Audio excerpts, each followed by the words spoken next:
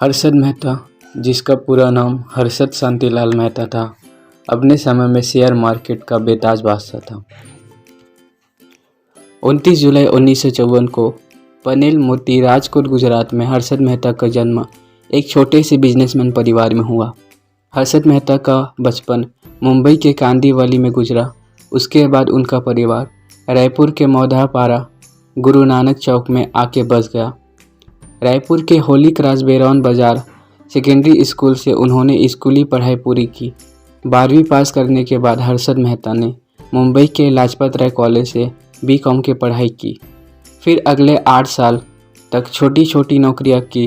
BCom pass करने के बाद हर्षद ने पहली नौकरी new India assurance company limited में बतौर सेल्स पर्सन की और उसी वक्त उनका इंटरेस्ट शेयर मार्केट की तरफ जागा और उसने नौकरी छोड़ हरिजीवन दास नेमी दास सिक्योरिटीज़ नाम की ब्रोकरेज फर्म में बतौर जॉबर नौकरी ज्वाइन कर ली और प्रसन्न परिजीवन दास के साथ काम करते हुए हर्षद मेहता ने स्टॉक मार्केट के हर पैतरे सीखे और 1984 में खुद की grow more research and asset management नाम की कंपनी की शुरुआत की और बॉम्बे स्टॉक एक्सचेंज में बतौर ब्रोकर मेंबरशिप ली। और यहाँ से शुरू हुई स्टॉक मार्केट के उस बेताज बादशाह का सफ़र जिसे आगे चलकर स्टॉक मार्केट का अमिताभ बच्चन व रेजिंग बुल कहा जाने लगा। 1990 के दशक में हर्षद मेहता की कंपनी में बड़े इन्वेस्टर पैसा लगाने लगे थे, मगर जिस वजह से हर्षद मेहता का नाम स्टॉक मार्केट में छाया वो एसीसी यानी एसोसिएटेड सीमेंट कंपनी में उनका पैसा लगाने से शुरू हुआ। हर्षद मेहता के एसीसी पर पैसा लगाने के बाद मानो एसीसी के भाग्य ही बदल गए, क्योंकि एसीसी का जो शेयर 200 रुपये का था उसकी कीमत कुछ ही समय में 9000 हो गई।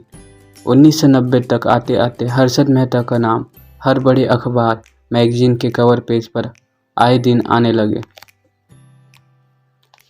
स्टॉक मार्केट में हर्षद मेहता का नाम बड़े अदब से लिया जाने लगा।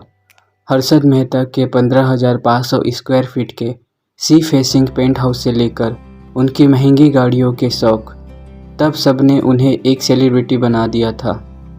ऐसी पहली बार हो रहा था कि कोई छोटा सा ब्रोकर लगातार इतना इन्वेस्ट कर रहा है और हर इन्वेस्टमेंट के साथ करोड़ों कमा रहा है। बस इसी सवाल ने हर्षद मेहता के अच्छे दिनों को बुरे दिनों में तब्दील कर दिया। सवाल था कि आखिर हर्षद मेहता इतना पैसा कहाँ से ला रहा है।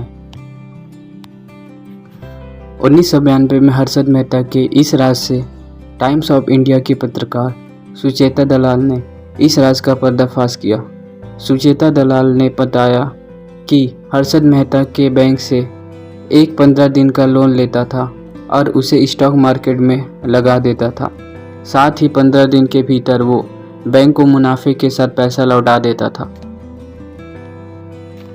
मगर कोई भी 15 दिन के लिए लोन नहीं देता, मगर हर्षद मेहता बैंक से 15 दिन का लोन ले लेता था। हर्षद मेहता एक बैंक से फेक बीआर यानी बैंक रिकॉन्सिलेशन स्टेटमेंट बनवाता, जिसके बाद उसे दूसरे बैंक से भी आराम से पैसा मिल जाता था। हालांकि इसका खुलासा होने के बाद सभी बैंकों ने उससे अपने पैसों की मांग की। खुलासा होने के बाद मेहता के ऊपर 72 क्रिमिनल चार्ज और लगभग इतने ही सिविल केस फाइल हुए। कैसे करता था घोटाला। हालांकि इन सब के बावजूद हर्षद मेहता का मन नहीं माना। वो अखबारों में एडवाइजरी कॉलम्स लिखने लगा कि आप इस कंपनी में इन्वेस्ट करें आपको फ़ायदा होगा, या इस कंपनी में ना करें इससे आपको नुकसान होगा।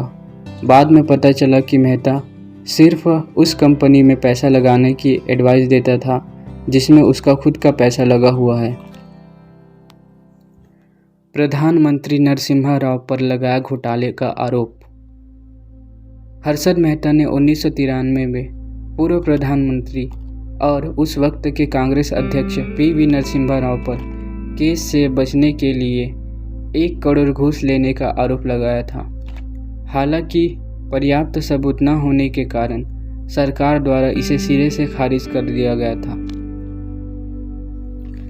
रहस्यमयी मौत। हर्षद मेहता पर कई सारे केस चल रहे थे। मगर उसे मात्र एक केस में दोषी पाया गया था। सुप्रीम कोर्ट ने उसे दोषी पाते हुए 5 साल की सज़ा और 25,000 रुपये का जुर्माना ठोका था।